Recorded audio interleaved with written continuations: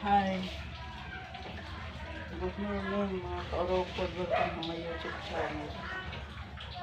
Ngayon ulit ako nakapag-video ito.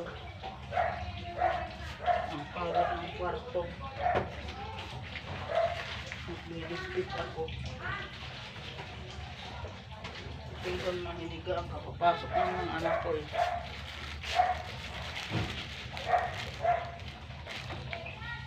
Kaya ito naman trabaho ko. Magligpit ng mga kalat. Ang mga panghali na hindi ko pa natutupyan mga kumot eh.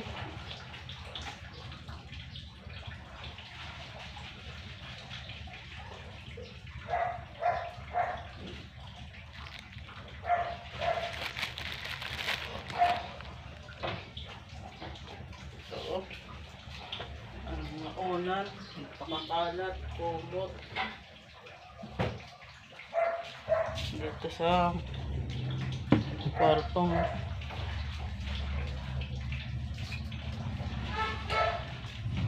ito ang aming higaan, ligpitin, nakakalat. Ang kama namin ay papag-alang ito, ginawa lang ng asawa ko para mayroon kami maanuhan, matulugan sa wala din naman pambili ng kama. Ayan, nakakalat pa. Ngayon lang ako ulit nakapag-post. Pasensya na kayo kasi wala akong load, wala naman kaming wifi. Nabili lang ako ng load. Ay minsan kaya hindi ako nakakapag-post ng tuloy-tuloy. Dahil hindi wala pang budget pambili ng wifi. Siyempre napasok yung anak ko. Araw-araw 60 ang baon. Minsan pag ngayon ay nasali sa intram, nasali sa cheese, maaga pa. Naalis ng alas 7. Ay pinababaonan ko kakain doon. Pinababaonan ko ng minsan 100.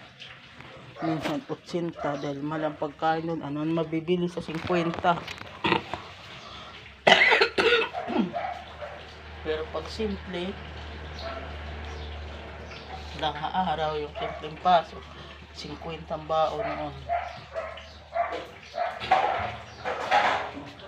Mabuti na lang siguro kung naging dalawa, naging tatlo, buti at isa lang ang anak ko, kaya kahit paano ay bigyan ng abaon. Kung naging dalawa, hindi kaya.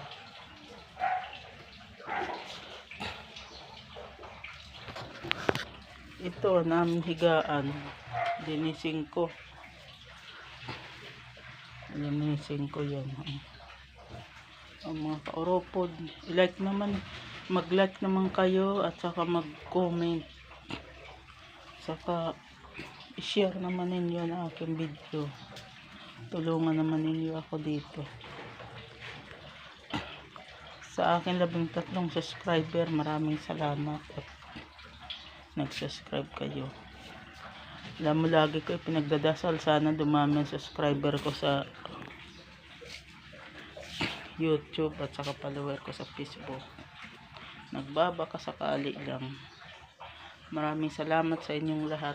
Ito, maglilinis muna ako. Ayan, nakakalat oh. Nakakalat yan. Lilinis muna ako. Ito ang aming kwarto. Ang anak namin ay katabi pa namin yung matulog, kaya humiwalay. Itong bahay nga inupahan namin, dalawa naman ang kwarto nito. At medyo malalaking kwarto. Itong kwarto namin may extension pa to ito. Dito yung aming mga gamit. May extension. Ito sana magiging, dito ko sana ang anak ko pakukwartohin.